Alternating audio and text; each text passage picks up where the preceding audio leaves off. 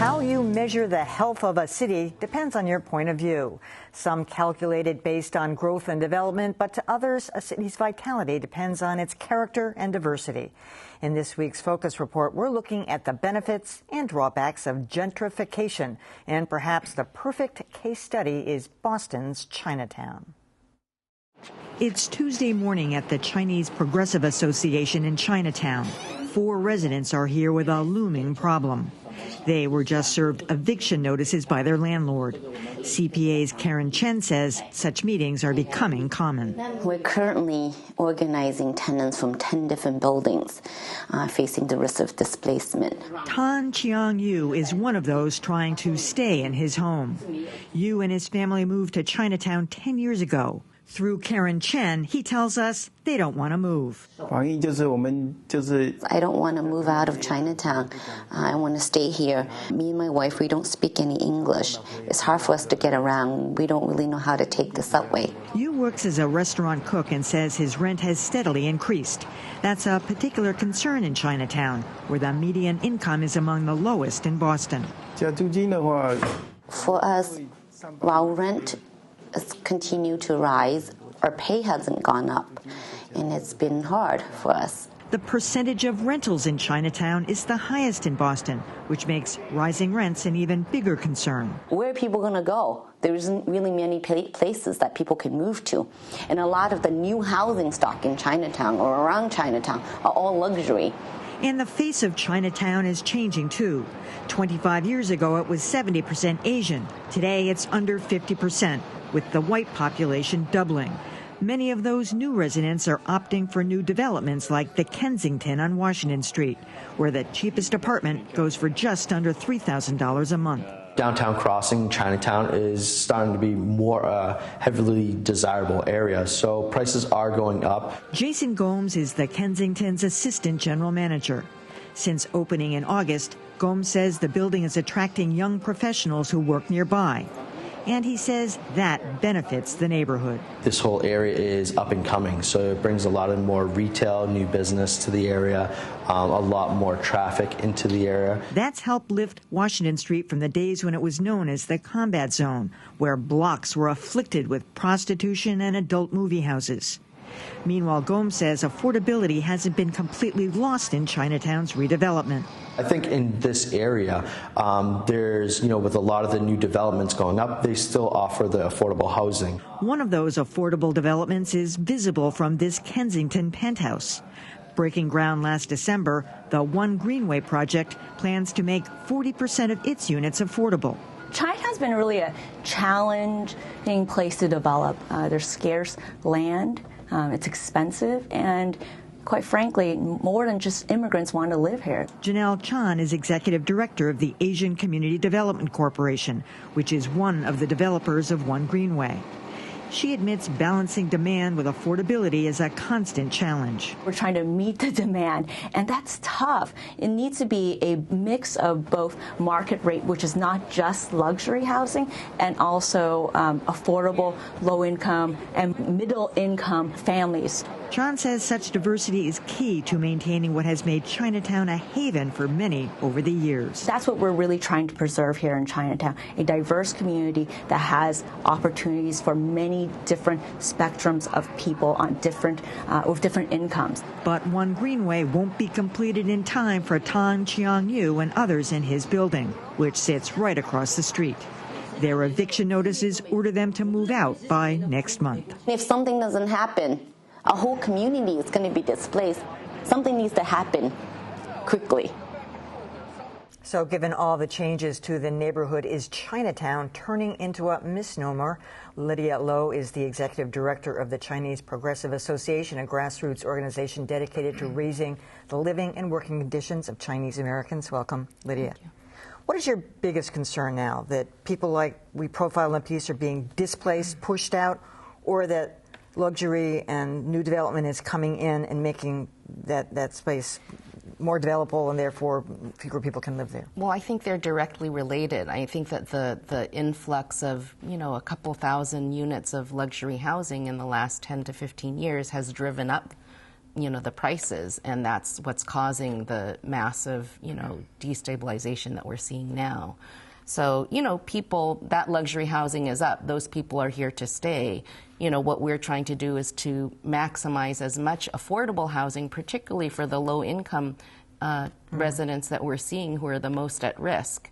And at the same time, to see that future development should really more closely follow the community's vision of what it means to be a healthy community. Well, tell me, Lydia, because the owner of that property, I understand, where those people are being evicted, is Chinese himself. He originally told them that he was shutting the building for repairs, which is obviously not true if he's evicting them.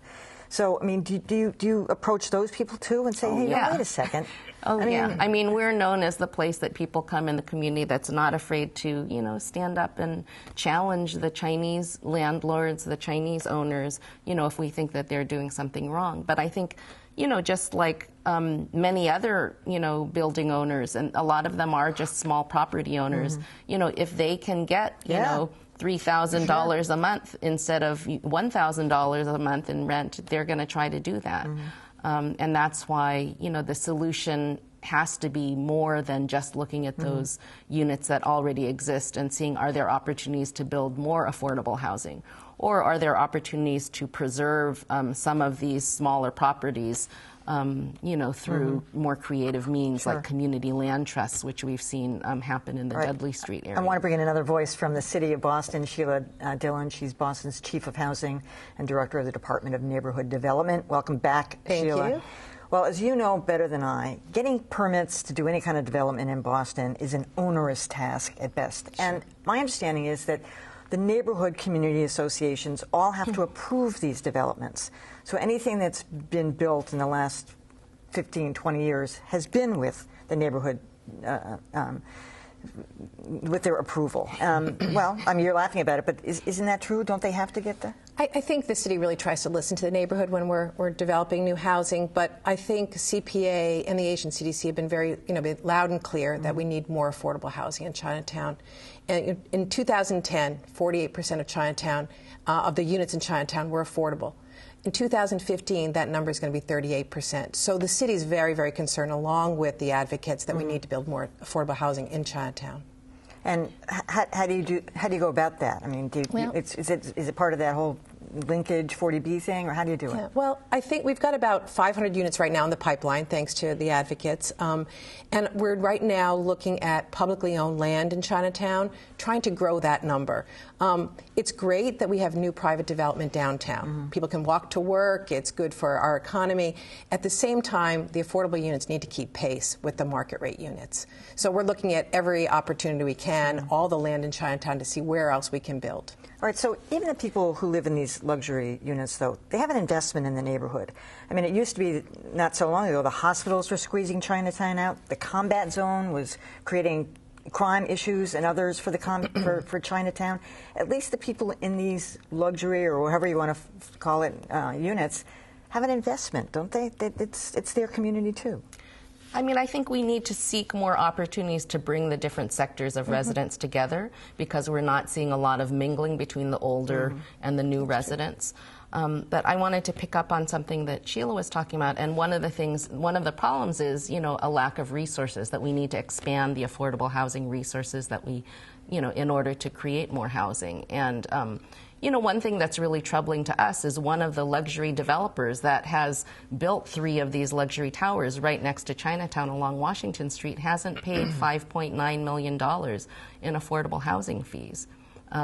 And that was under the old administration. I don't know if that's something that, could be collected on still, with a new administration. But we do, I feel that, one of the ways for us to create more resources may be to, look harder at some of these developers and, what they're able to contribute. Well, I'm curious, Sheila, do you feel like it's the city's job to preserve the culture of these neighborhoods? Because certainly we just profiled the North End a few weeks ago. That's changed dramatically. We've looked at some of the other communities. Of course, we've seen a tremendous turnaround in South Boston. South End didn't used to look the way it did.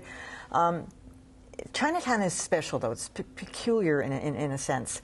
And it's very, very much old world and insular in a way, even that maybe the North End wasn't. Is it the city's obligation to preserve it? I think we always have to be welcoming new people into neighborhoods. I mean, cities are organic, they grow, they change. But Chinatown is a special place, and I think we do need to really go above and beyond to preserve its culture and its character.